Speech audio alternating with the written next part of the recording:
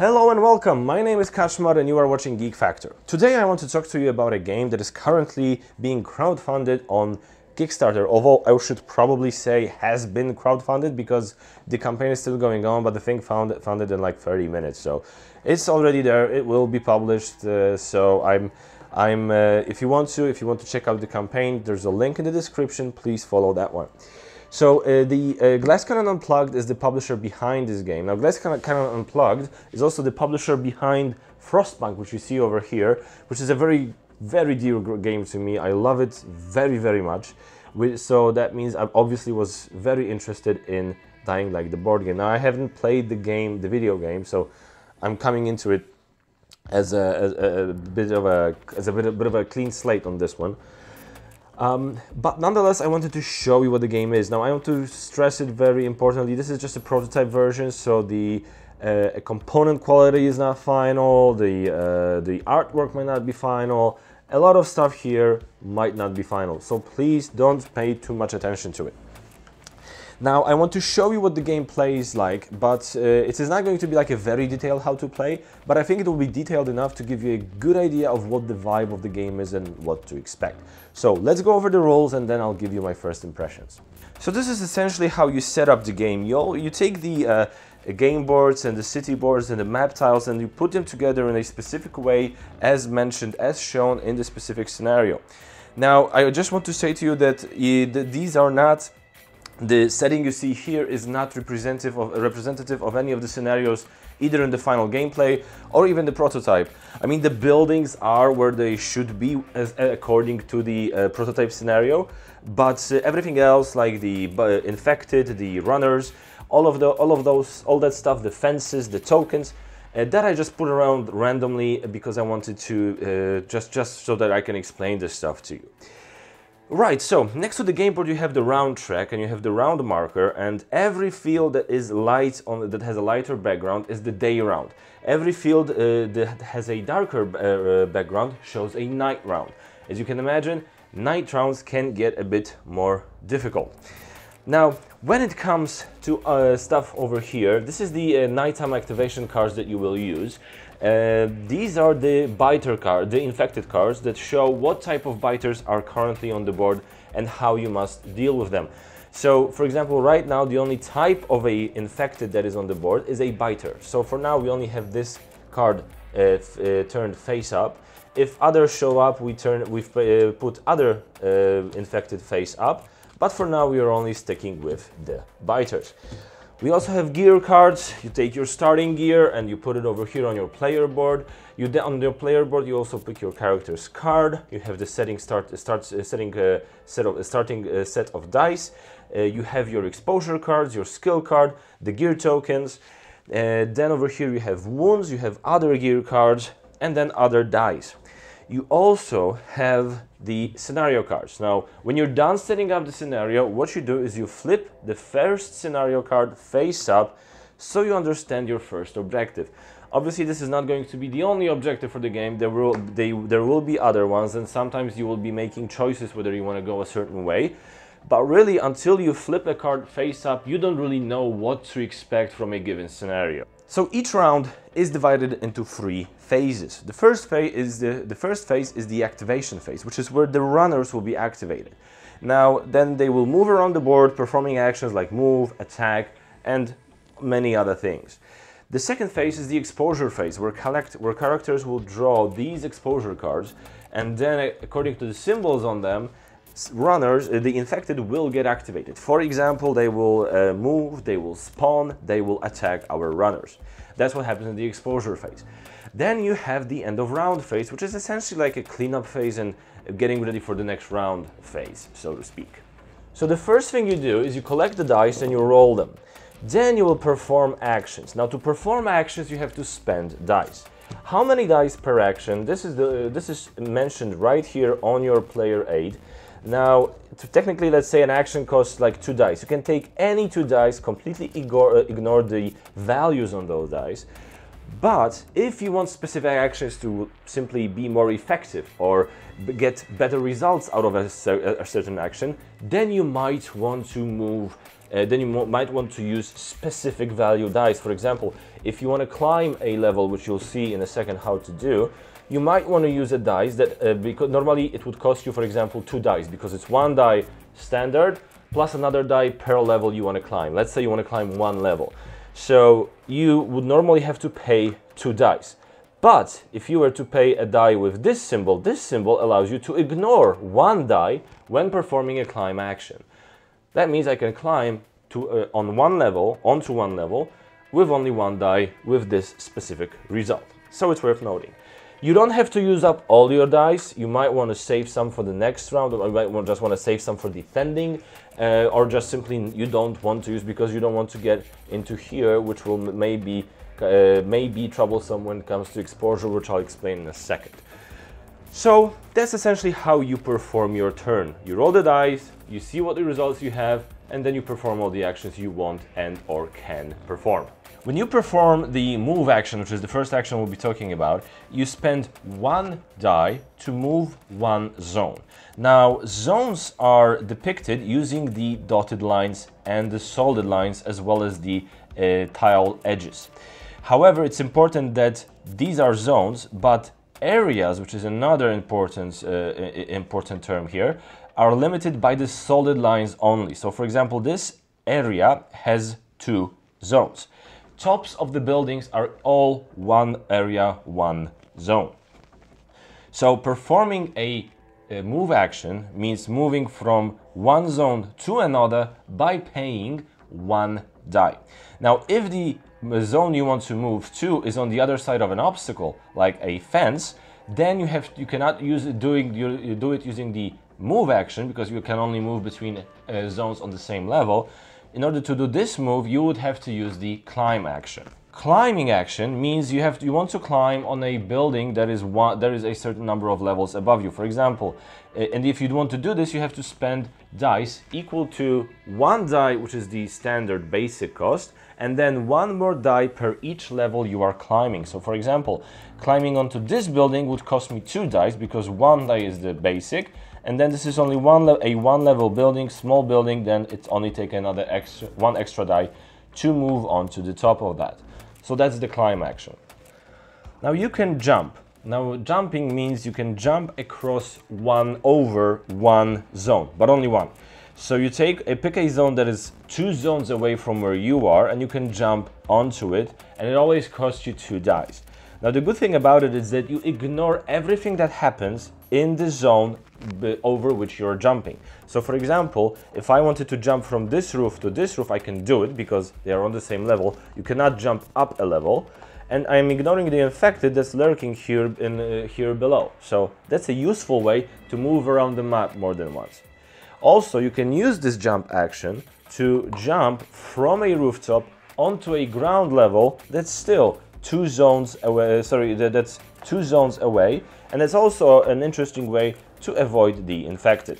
If you want to attack an infected in your area, and that is important, I'm going to tell it to you right now that infected ignores zones. They only move around areas, they don't care about the zones. So when you're attacking an infected in your area. Now, you can make a fast attack or you can make a special attack. Fast attack costs you 1 die. A special attack will also cost you 1 die, but you also have to fatigue another die. And when it comes to fatigue, I'll explain it in a greater detail a bit later. However, whichever way you choose to perform the attack, you then collect the given amount of attack dice and you roll them.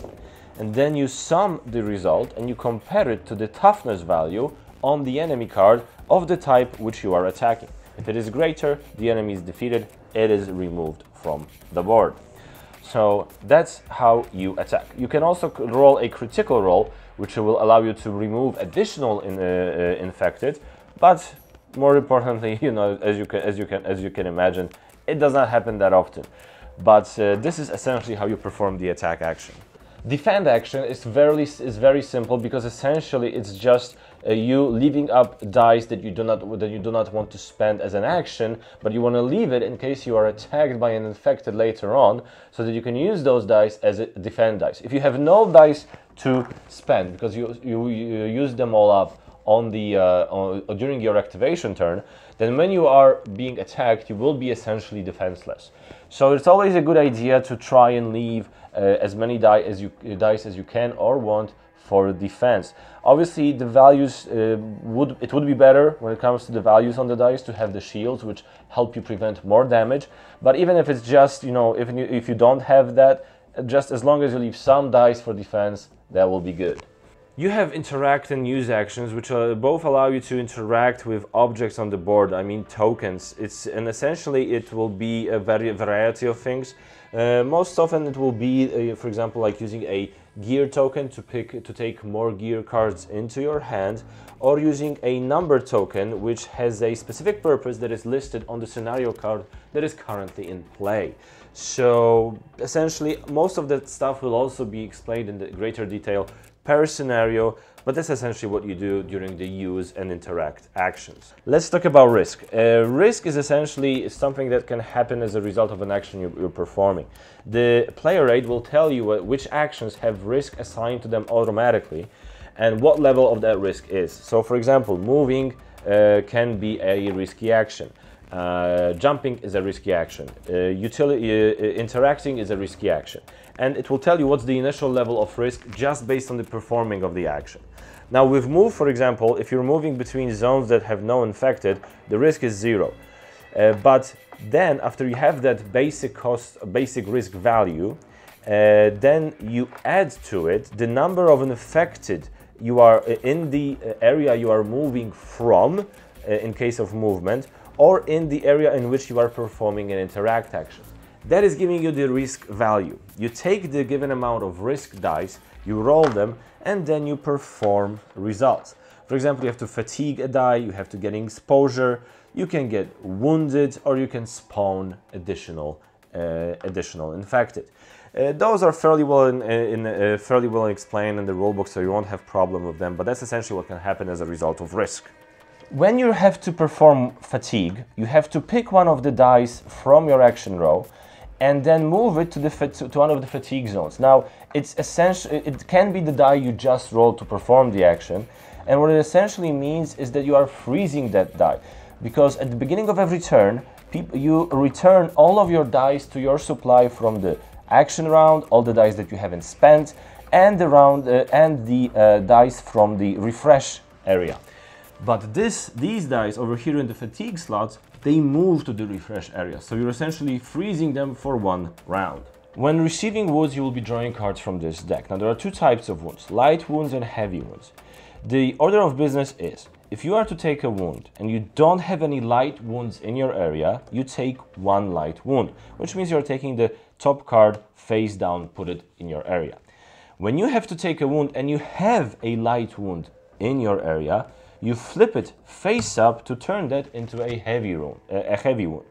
And that's how you take wounds. And essentially, when you take the fourth heavy wound, you are immediately eliminated. Also, pay attention to the text on the cards, which can change the rules of the game for you. Exposure phase is essentially we're going through every area that has an infected and at least one runner. And what is happening is we first have to calculate the exposure value. So the exposure value is calculated by first looking where are we on the action track with our dice. So for example, we never moved to this 2 or 3 level, we're still on the first level, so for now from this our exposure level is 1. Now various effects, like for example a risk dice, can cause there to be more exposure tokens on our player area, which means we will have to add those tokens as well. And finally, we see how many infected there are in our area. And for every infected above 1, we have to add 1 more to the exposure value. Once we have that exposure value, we draw the exposure cards from our deck, and then we perform the actions that are shown with the icons. We also take a look if we are at night or if we are at day. So we have to bear that in mind. Now, because of those actions, because of those symbols, the infected will either move towards us or they will spawn in the nearest area with a spawn token, and then they will attack us. Now when they attack us, you see how many wounds they might want to give us, and we can stop that by spending the dice that we didn't spend during the action turn to use them as defend dice, and then reduce the amount of damage we take. So there are key differences between the night rounds and the day rounds. Like, for example, you just saw the difference between performing the actions on the exposure cards. So now what you have to do, but the biggest difference I would say is the activation, because during the day rounds, when it's the activating runner's step of the round, runners decide which order they want to activate in. But at night you have to shuffle this deck and draw from it. And when you draw a specific runner, you can check it by the color on the card and the color on the base of the figure of the runner, you activate that specific runner.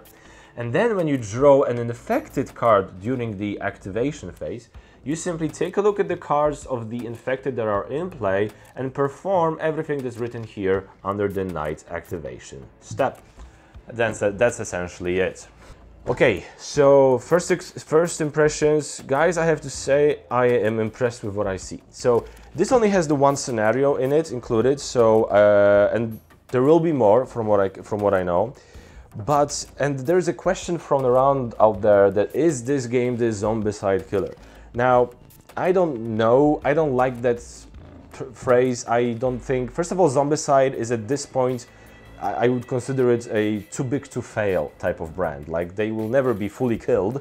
It's just, you know, they will, like, yeah, there are games, you know, whenever you talk about games that killed other games, obviously it happened for like individual players. Like maybe somebody will say, I'm no longer playing Splendor, I'm only playing Century. Yes, but overall, on the market, you do not get that sense that something can really, like, it can happen, but it doesn't happen too often. So I'm being very cautious because I don't want to come off like this guy that's like pretending to have any deep insight when in fact it's all just guessing. Like, you know, maybe it will replace Zombicide for a few people, but it might not. Now, having said that, it is similar to Zombicide, but what I would say is it is a mechanically more interesting game than Zombicide, and it's a richer game when it comes to the story aspect of the game.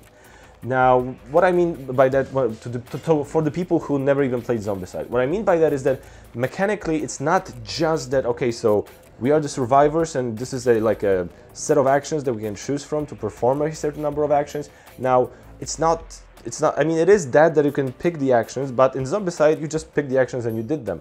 Here you have the dice that you have to spend to perform those actions.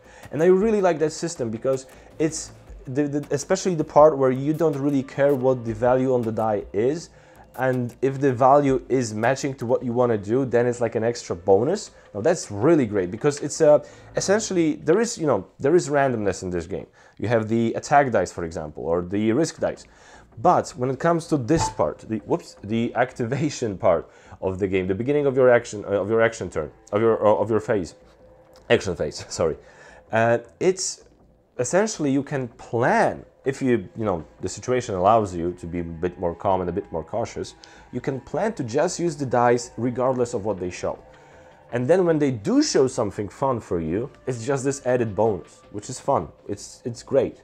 Storyline aspect is, the stories in Zombicide were fairly simple, and it was a variation of go to this, interact with this token, then kill zombies.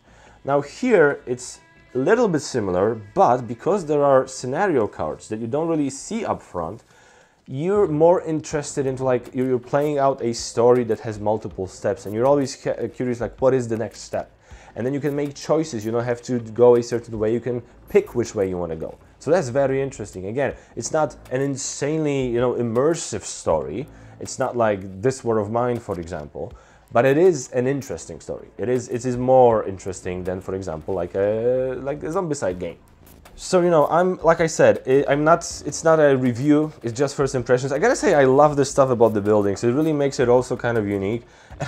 I have to say, there are people out there who say that board games are essentially just toys for grown-ups. Well, I don't think there will be a better case for those people to make with than Dying Light, the board game, because of all the 3D buildings you have and the plastic miniatures you just use to jump around the buildings. It's yeah, but it is that. It's fun. It's really fun. It's not overly thinky. It's not overly strategic. It has some interesting mechanical concepts. It has an interesting storyline, so to speak. So it is a fun game to play, and I am really looking forward to this. Like I said, I've only played it twice, like once solo and once with other people, and I enjoyed myself both times, and it's just a fun game. So as of right now, I am being very optimistic about it, and I think that if you like these types of games, like, you know, a merry, you know, zombie games type of stuff, if you're into that thing, you might want to give this a look. Now, if you have any more questions, please do not hesitate to put them in the comments below. And as of right now, thank you very much for watching. I hope I see you soon, and bye bye.